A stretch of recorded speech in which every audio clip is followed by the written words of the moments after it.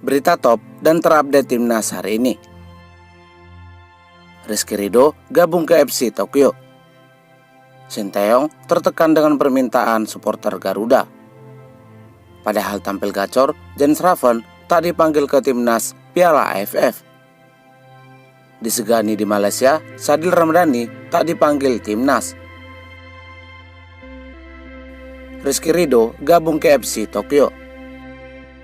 Berkat penampilannya yang selalu konsisten di Persija Jakarta dan timnas Indonesia, Rizky Ridho akhirnya mendapatkan tawaran dari salah satu klub Liga Jepang, yaitu FC Tokyo. FC Tokyo menawarkan kontrak jangka panjang kepada Rizky Ridho usai berhasil mengalahkan Arab Saudi di kualifikasi Piala Dunia 2026 putaran ketiga. Namun, tawaran tersebut sempat mendapatkan pro dan kontra dari supporter Garuda. Tak sedikit supporter Garuda merasa khawatir performa Rizky Ridho akan menurun apabila bergabung ke FC Tokyo. Hal ini dikarenakan kapten Persija Jakarta itu akan mendapatkan menit bermain yang sangat minim di FC Tokyo.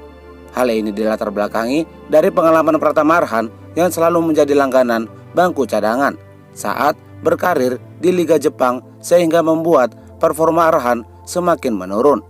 Oleh karena itulah, supporter cemas penampilan Rizky Ridho akan menurun.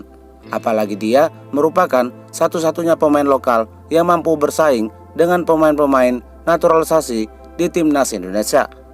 Para supporter meminta agar mantan pemain Persebaya Surabaya itu lebih memilih berkarir di Liga 2 Eropa agar mampu meningkatkan kemampuannya dan mendapatkan menit bermain yang maksimal.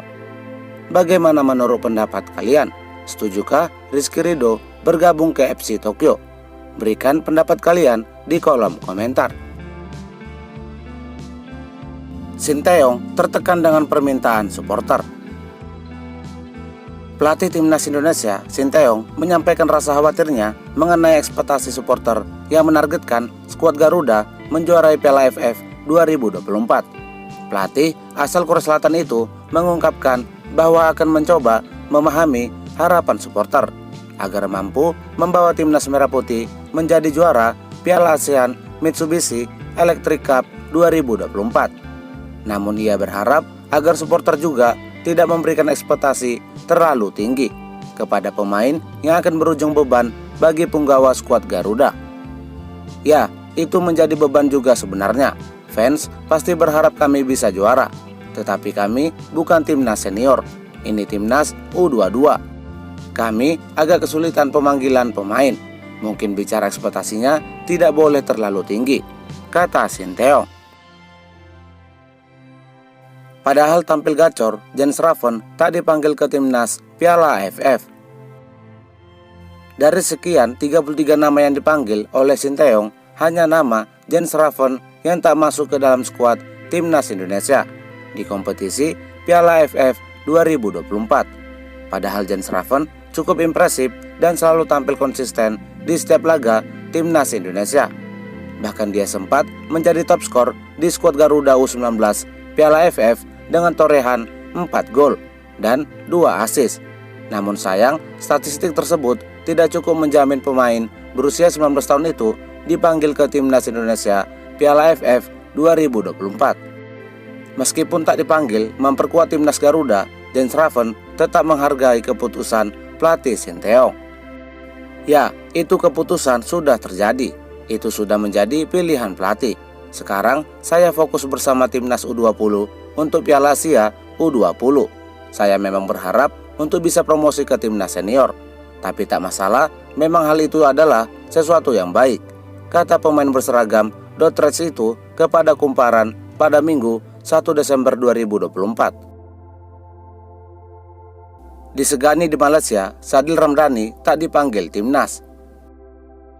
Salah satu pemain senior, Sadil Ramdhani, baru-baru ini menjadi perbincangan hangat sepak bola tanah air.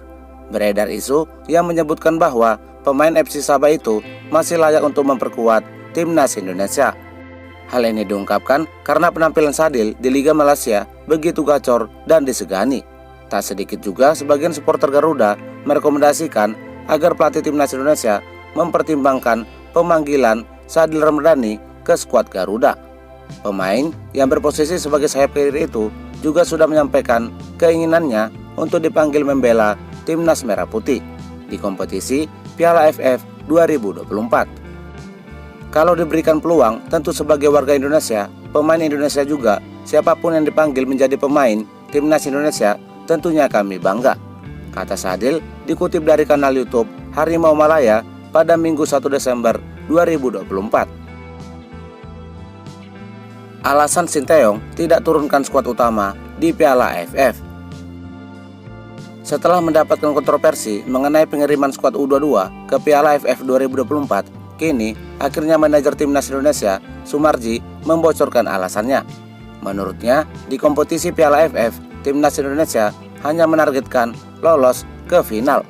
Adapun alasannya adalah karena Sinteyong dan Ketua Umum PSSI Erick Thohir menginginkan adanya regenerasi di Timnas Indonesia.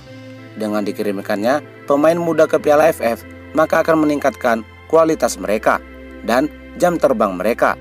Sehingga alasan target Timnas Indonesia cukup masuk ke final adalah agar tidak terlalu membebani skuad Garuda Muda, mengingat mereka sedang dalam proses regenerasi menuju kelas yang lebih tinggi. Saya sudah berdiskusi dengan Pak Ketum. Target kita sebenarnya tidak muluk-muluk karena kita menginginkan adanya regenerasi. Sekali lagi, kita sudah bisa final saja, itu sudah sangat bagus. Yang kita utamakan adalah adanya regenerasi agar bisa mengganti yang sepersekian timnas senior. Ini sangat penting sekali. Kalau kita tidak berani memberi opsi regenerasi, ya kapan lagi kita akan ada regenerasi yang lebih baik, kata Sumarji. Erick Thohir ingatkan supporter bersikap dewasa.